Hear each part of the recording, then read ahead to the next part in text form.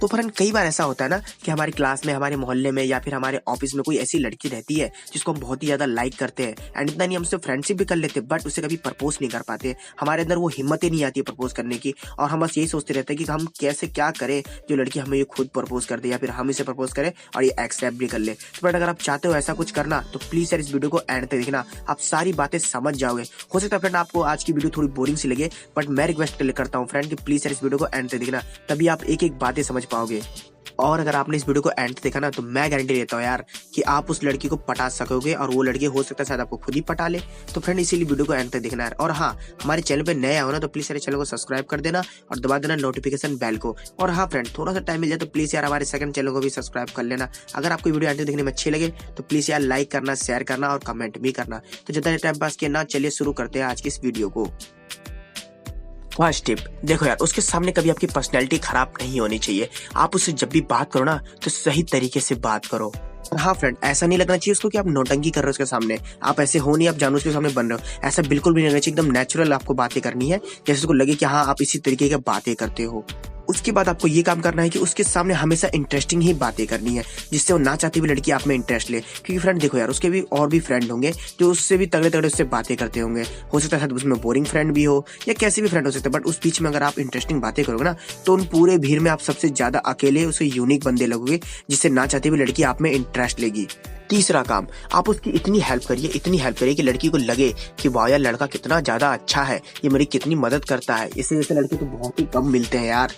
ये बात उसके माइंड में आप बैठा दो कि आप उसके लिए 24 घंटे अवेलेबल हो, वो जब चाहे वो आपकी हेल्प ले सकती है। तो जब इस तरह का आप काम करोगे तो लड़की को लगेगा कि हाँ ये लड़का अच्छा है। फिर उसके बाद हाँ फ्रेंड, एक गलती और आपको नहीं करनी है, कभी भी आपको उस पर गुस्सा नहीं होना है या फिर ऐसा जाहिर नहीं होने देना है कि आप गुस्सेलू लड़के हैं, कि आप कभी कभी आपको गुस्सा भी आ जाता है। नहीं फ्रेंड, ये गलती तो बिल्कुल भी नहीं होनी चाहिए आपसे।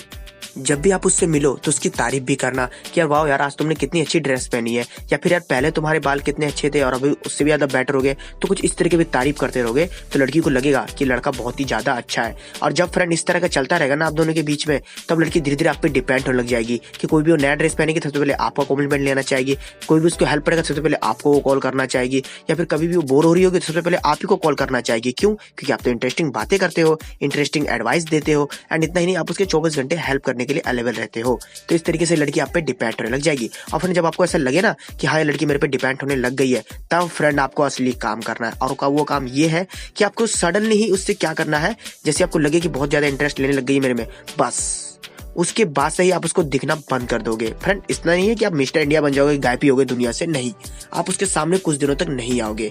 जब उसको एक दिन तो वैसे भी नॉर्मल लगेगा, उसे वो एक दिन काट लेगी, शायद 2 दिन भी उसको नॉर्मल लगे, बट तीसरे दिन उसको नॉर्मल नहीं लगेगा, तब वो आपके लिए बेचैन होने लग जाएगी कि क्या हो गया इस लड़के को सडनली, यार कितनी अच्छी बातें हो रही थी हम दोनों के बीच में, अभी मुझसे दूर क्यों जा रहा है। इस तरीके जब उसके बाद दिमाग में चलेगी ना फ्रेंड, तो जाहिर सी बात है वो आपके बारे में सोचने लग जाएगी कि मैंने ऐसी कौन सी गलती कर दी।